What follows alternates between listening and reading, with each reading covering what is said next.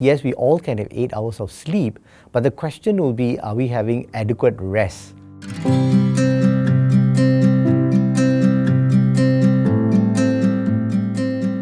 Hi, I'm Mackenzie. I'm the clinic manager of NIE Wellness Center.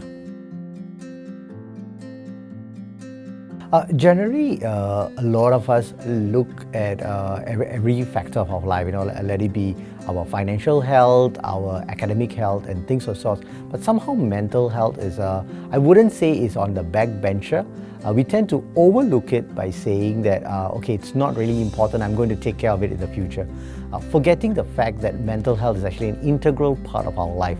Because if mental health is not in place, very much all the other aspects of our life get affected.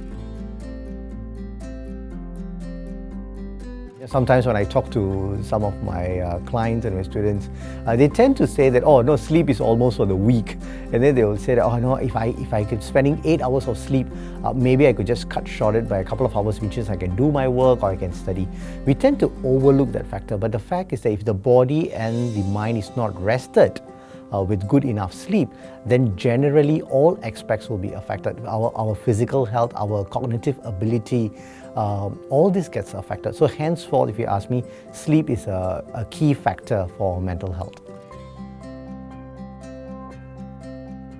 I think when there's a lack of sleep, generally, physically it shows that we tend to be a little tired. For an example, our reaction time can be slightly slower in comparison to somebody who has well rested. A good number of people have eye bags. Those are all telltale signs of not well rested. I think when you talk about cognitive ability, I think some of us tend to get a little disorientated because things get a little messy, and that could be contributed to some level of forgetfulness as well.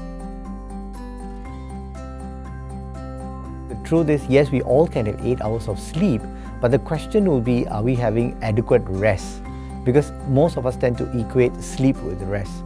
But the truth is, I can sleep enough hours, 8 hours or 7 hours or even 10 hours, but if my mind is filled up with a lot of thoughts and worries and concerns, then I'm not having a well-rested night, right? So if you ask me, is that a concern? Definitely it will be a concern. The moment it affects the person's everyday operations. That means they are not able to rest, they are not able to concentrate, they are not able to focus. To me, that is already a red flag, something to start working on.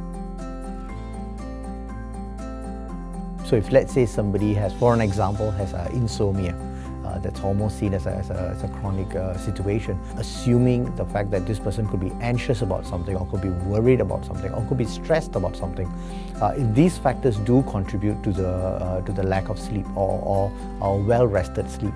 So I think it's very important to kind of investigate or to find out where is this worry coming from. Because if you could kind of like discuss about it and find a kind of like a solution to a certain extent, then maybe we can start addressing the sleep issue. So a few things that we could think about, very traditional, very typical grandmother method is drink warm milk with honey.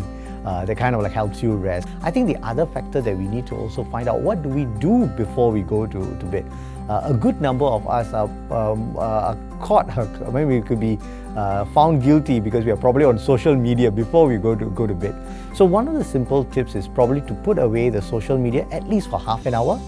That means staying away from your phone or computer for at least half an hour, dimming down the lights of your room. For some of us, it helps with a little bit of a music. Again, a very calming music. So these are some things that we could do before we retire to bed. Generally, I would urge everyone to have a routine. So if everybody is sleeping, if this person sleeps at 10 o'clock every day, keep to that routine.